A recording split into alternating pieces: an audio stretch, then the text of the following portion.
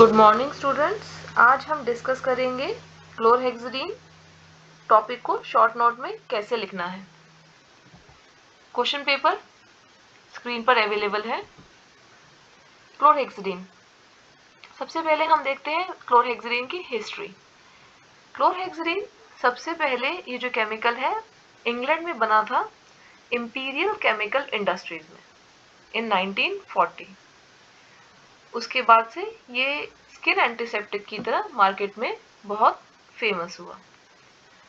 Dental plaque से related पहली study chlorhexidine से रिलेटेड 1972 में लो ने स्टडी करी थी। ये प्रूव किया था कि क्लोरहेक्सिडीन में एंटी प्लाक प्रॉपर्टीज होती हैं। स्ट्रक्चर, ये बिस बाइगुआनाइड एंटीसेप्टिक है। ये एक सिमेट्रिकल मॉलिक्यूल है। सिमेट्रिकल मतलब जैसा लेफ्ट हैंड साइड पे स्ट्रक्चर है वैसा ही राइट हैंड साइड पर स्ट्रक्चर है।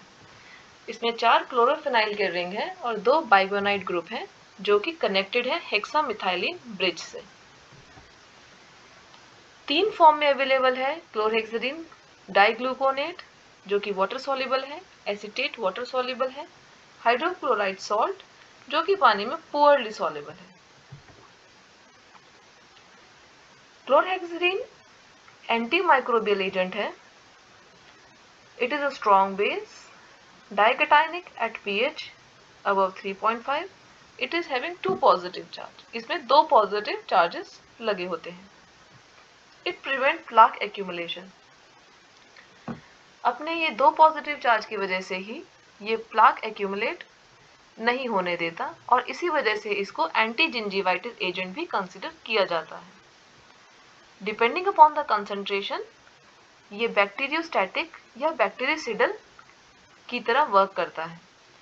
बैक्टीरियोस्टैटिक होता है 0.02 से 0.06 कंसंट्रेशन में और बैक्टीरिसिडल होता है 0.2 से 0.12 कंसंट्रेशन में। Why chlorhexidine is successful anti-plaque agent? First is efficacy. Chlorhexidine जो कि एक बैक्टीरिसिडल एजेंट है, ये बहुत सारे जो ओरल कैविटी के gram positive gram negative bacteria और ईस्ट को अगेंस्ट वर्क करता है।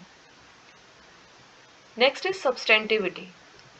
सब्सटेंटिविटी का ये मतलब है कि काफी टाइम तक ओरल कैविटी में अवेलेबल रहना। तो क्लोरहेक्सिडीन जो कि डाइकेटाइनिक है, एक तरफ वो बाइंड करता है हार्ड और सॉफ्ट टिश्यू से ओरल कैविटी के, और दूसरी बात ये slowly and slowly released over time, और ये धीरे धीरे रिलीज होता रहता है ओरल कैविटी में। The superior anti plaque effect of chlorhexidine, और इसी वजह से इसको गोल्ड स्टैंडर्ड भी कंसिडर किया जाता है because of the substantivity and because of its bicationic nature.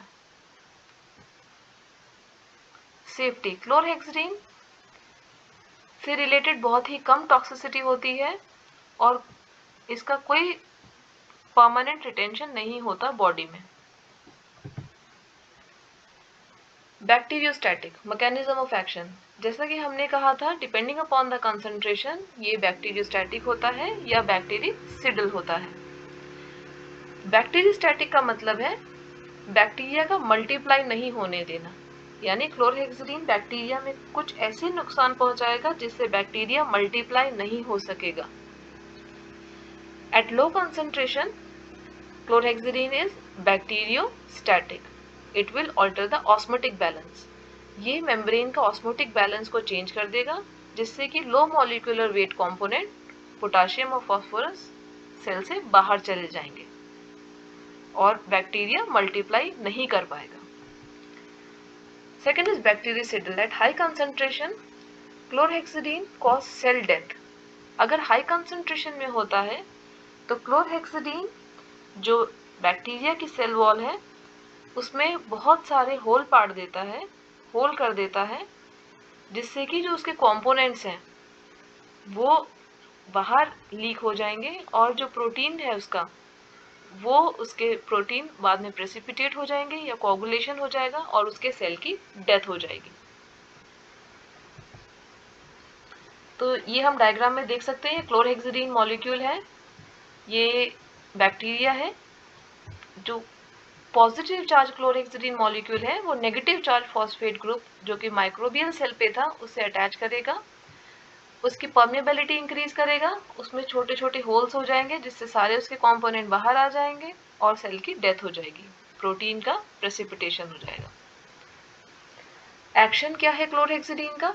ये इन्फ्लुएंस करता है पेलिकल फॉर्मेशन को by blocking acidic group on the salivary glucoprotein. तो जो पेलिकल है जो within a second form होती है आफ्टर ब्रशिंग द टीथ, ये वो पेलिकल को भी इन्फ्लुएंस करेगा बनने में। उसके बाद ये इन्फ्लुएंस करेगा adsorption of various bacteria on the surface of tooth, और उसके बाद influence on the formation of plaque. तो न सिर्फ ये पेलिकल को बैक्टीरिया के एडर होने में और प्लाक को मैच्योर होने, तीनों स्टेज में ये उसको इन्फ्लुएंस करेगा। क्लोरहेक्सिडीन बहुत सारी फॉर्म में अवेलेबल है, माउथ रिंस, स्प्रेज, लॉसेंजेस। मैंने क्योंकि ये शॉर्ट नोट है इसमें सिर्फ माउथ रिंस को डिस्कस किया है। Chlorhexidine mouth rinse is available in the 0.2 to 0.12%, दोनों की इक्वल एफिकेसी है। 10 ml 0.2% एक्वस सॉल्यूशन क्लोरहेक्सिडीन का 1 मिनट तक अगर पेशेंट माउथ रिंस करेगा तो 30% of the drug will be retained in the oral cavity, 30% of the drug oral cavity में रहेगी। और आइडियल रिजीम है ट्वाइस अ डेली, मॉर्निंग और नाइट में, जिससे कि सब्सटेंटिविटी यानी जो ड्रग की अवेलेबिलिटी है वो 12 घंटे तक बनी रहेगी। पिन कुशन इफेक्ट, क्लोरहेक्सिडीन का एक जो चार्ज मॉलिक्यूल होता है वो टूथ के सरफेस से बाइंड करेगा और दूसरा हमेशा फ्री रहेगा बैक्टीरिया से इंटरैक्ट करने के लिए। इसको पिन कुशन इफेक्ट कहा जाता है। ये हम डायग्राम में देखते हैं। इसमें ये बोला गया है कि क्लोरहेक्सिडीन का जो मॉलिक्यूल है एक साइड वो टूथ से बाइंड करता है, दूसरी साइड वो हमेशा फ्री रहता है बैक्टीरिया से बाइंड करने के लिए। ये भी एक फैक्टर है कि क्यों क्लोरहेक्सिडीन को गोल्ड स्टैंडर्ड कंसीडर किया जाता है। Clinical application as adjunct to oral hygiene and professional prophylaxis, adjunct to oral hygiene, oral hygiene के साथ में, post oral surgery, in periodontal surgery और root planing, patient with intermaxillary fixation, and in patient who are under high risk of caries.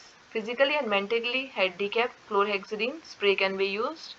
Medically compromised patient, जो patient oral hygiene properly नहीं maintain कर सकते उन patient में chlorhexidine mouth wash या sprays को recommend किया जाता है। सब जिंजाइवल इरिगेशंस में final irrigation before root canal obturation, management of denture stomatitis, hypersensitivity to decay, recurrent oral ulceration, patient undergoing orthodontic treatment, oral malodor for surgical, skin preparation, और local drug delivery system। पेरियो में local drug delivery system, तो इसमें क्या करते हैं, biodegradable chip जो time के साथ अपने आप डिग्रेड हो जाए ऐसी चिप डाली जाती हैं जहाँ पर डीप पॉकेट्स होती हैं या हम कुछ कंडीशन जहाँ पे हम सर्जरी कॉन्ट्राइंडिकेटेड होती है। तो पेरियो चिप 2.5 मिलीग्राम क्लोरहेक्सिडीन चिप हम वहाँ पे सब जिंजाइवल एरिया में रखते हैं जिससे कि ड्रग का कंसंट्रेशन 125 मिली माइक्रोग्राम पर मिलीलीटर बना रहे फॉर 7 से 10 दिन तक। साइड इफेक्ट, ब्राउन डिस्कलरेशन हो जाएगा टीथ में रिस्टोरेशन में, और टंग में येलो डिस्कलरेशन हो जाएगा, अनप्लीजेंट टेस्ट होगा, डिक्रीज टेस्ट सेंसेशंस होंगी, ओरल म्यूकोसा का इरोजन होगा, एनहांस सुप्राजिंजाइवल ज़्यादा कैलकुलस फॉर्मेशन होगा, पैरोटिड ग्लैंड की स्वेलिंग भी हो सकती है। Limitation, teratogenic effect, neurosensory deafness, अगर ये मिडिल ईयर में इंट्रोड्यूस हो जाता है तो ही न्यूरोसेंसरी डेफनेस होगी।